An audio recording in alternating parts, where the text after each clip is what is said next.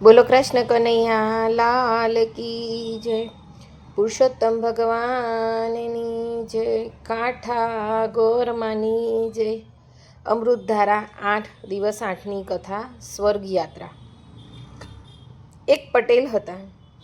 પ્રભુ કૃપાથી તેમને 4 પુત્ર હતા. બધા ખેતીવાડી કરે અને ગુજરાન ચલાવે. એક વેળા પવિત્ર પુરુષોત્તમ માસ આવ્યો. પટેલ ઘરમાં પુરુષોત્તમ પ્રભુની સ્થાપના કરી નદીએ નાહી આવીને પ્રભુની પૂજા પ્રાર્થના કરે. કહે છે કે ભોળાના ભગવાન એ મુજબ પટેલની અપૂર્વ ભક્તિથી પુરુષોત્તમ ભગવાન પ્રસન્ન થાય છે. એ તો રૂપ બદલીને પટેલના ઘેર આવ્યા. બહાર ચોકમાં ઘઉંનો ઢગલો પડ્યો હતો. ત્યાં આવીને ભગવાને જમણો હાથ ફેરવ્યો એટલે ઘઉં હતા તે મોતી બની ગયા. પટેલે આ જોયું અને તેના મનમાં થયું, જરૂર પ્રભુ પધાર્યા છે. તેથી તે તો નમી પડ્યો અને પગ પકડીને વળગી પડ્યો. ભગવાને ઊભો કરી કહ્યું, હે ભક્ત, તારે વૈકુંઠ જોવું હોય તો ચાલ મારી સાથે. તું જીવતે જીવત સ્વર્ગના દર્શન કરી લે. પટેલ તો ખુશ થતો થતો ભગવાનની સાથે વિમાનમાં બેસી ગયો. જોત જોતામાં વૈકુંઠપુરી આવી ગઈ. પટેલે કહ્યું, ભગવાન, મને બધું બતાવો તો મારો મનખો પાવન થાય, જીવતે જીવ સ્વર્ગ જોવાની ઈચ્છા પૂરી થાય. ભગવાને પ્રથમ તેને આલોક દેખાડ્યું, પછી બ્રહ્મપુરીમાં લઈ ગયા. સ્વર્ગપુરી જોઈને પટેલ તો આભા જ બની ગયા. અંતમાં ભગવાને તેને કૈલાસ પણ દેખાડ્યું. આ બધું જોતાં પટેલને 15 દિવસ લાગ્યા. આ બાજુ પટેલના છોકરા બાપાની શોધખોળ કરવા લાગ્યા, પણ બાપા ક્યાંથી મળે? બાપા તો જીવતે જીવત સ્વર્ગની યાત્રાએ ગયા હતા. છોકરાઓ પાડોશમાં રહેતા બ્રાહ્મણોને પૂછ્યું કે બાપા ક્યાંક જતા રહ્યા છે, તો તમે તેમને માટે શું સમજવું? બ્રાહ્મણોએ કહ્યું, જીવતા હશે તો 15 દિવસમાં પાછા આવી જશે, ન આવે તો મરી ગયા સમજી ઉદ્યાપન કરી નાખવું. છોકરાઓએ બ્રાહ્મણોને કહેવા મુજબ 15 દિવસ રાહ જોઈ 16મા દિવસે ઉદ્યાપનની તૈયારી કરવા લાગ્યા. ત્યાં તો ભગવાનનું વિમાન બાપાને ઘેર મૂકવા આવ્યું. એકાક બાપાને જોઈને છોકરાઓ તેમને ભૂત પ્રેત સમજી ડરી ગયા. તેઓ બ્રાહ્મણોને બોલાવી લાવ્યા અને કહ્યું, આ મારા બાપા છે કે તેમનું ભૂત છે? ત્યાં તો પટેલ બોલી ઉઠ્યા, હું વળી ક્યાં મરી ગયો છું કે તમે મને ભૂત સમજી બેઠા?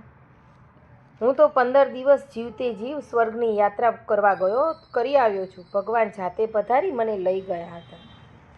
બ્રાહ્મણોને ગળે આવી વાત કેમ ઉતરે? જીવતે જીવત સ્વર્ગ જોવું કાંઈ રસ્તામાં પડ્યું છે? પરંતુ પટેલ ભોળા હતા, તેમને ધાર્મિક વિચારના હતા, તેથી વાત સાચી પણ હોય એમ માની બ્રાહ્મણો બોલ્યા, પટેલ, તમે અમને બધાને સ્વર્ગ દેખાડો તો તમારી વાત સાચી, નહીંતર તો મરી ગયા છો એમ જાણીને તમારું ઉદ્યાપન કરી નાખીશું. પટેલે પુરુષોત્તમ ભગવાનને પ્રાર્થના કરવા માંડી, હે ભગવાન, મારી લાજ તમારા હાથમાં છે. અહીં બધા મારું પારખું કરવા બેઠા છે, માટે તમે ગરુડે ચડી મારી વારે આવો. પધારો પ્રભુ, પધારો. પ્રભુજીએ પટેલનો પોકાર સાંભળ્યો અને ગરુડી ચડીને પટેલના ઘેર આવ્યો. સાક્ષાત પ્રભુ પધારેલા જોઈ પટેલે કહ્યું, પ્રભુ, આ બધાને જીવતે જીવત સ્વર્ગની યાત્રા કરવી છે તો તેઓને લઈ ચાલો. ભગવાન હસીને બોલ્યા, જેની કરણી સારી હશે તેને સ્વર્ગ જવા થશે. આમ કહી ભગવાને ગરુડને જમીનથી થોડે અદ્ધર રોકી રાખી પટેલને કહ્યું, ભક્ત, તમે ગરુડના પગ પકડી રાખો અને તમારા પગ બીજો પકડે. જેમ જેમ ગરુડ અદ્ધર થતું જાય તેમ તેમ એકમેકના પગ પકડીને લટકતા જજો. આવી રીતે ઉડીને બધા સ્વર્ગમાં આવી જશો. આવી રીતે 7 જણા ગરુડના સહારે એકબીજાના પગ પકડીને આકાશમાં ઉડવા લાગ્યા. ગરુડ સરર કરતું સ્વર્ગને રસ્તે જઈ રહ્યું હતું. એવામાં છેક નીચે લટકી રહેલો 2 બ્રાહ્મણો સૌથી ઉપર લટકી રહેવા પટેલને પૂછ્યું, પટેલે સ્વર્ગમાં લાડવા મળશે કે નહીં? પટેલે કહ્યું, લાડવો તો ઘણોય મળશે. બ્રાહ્મણ કહે, કેટલા લાડવા મળશે? જરા બતાવો તો ખરા.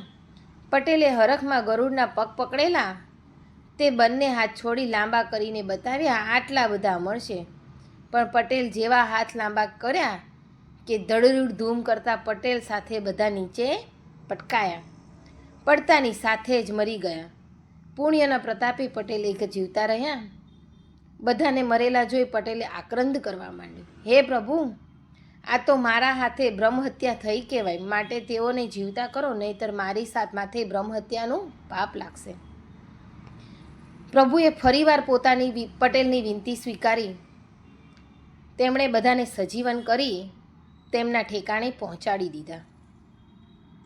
પટેલની અપૂર્વ ભક્તિના પ્રતાપે તેને વૈકુંઠ જોવા મળ્યું અને તેના દીકરાઓ તથા બ્રાહ્મણોને પ્રભુના સાક્ષાત્કારનો લાભ મળ્યો. પુરુષોત્તમ વ્રત પ્રીતે કરે તો હરદમ રહે ઉલ્લાસ, પાપ સકળ બળી જાય ને વૈકુંઠ થાય વાસ.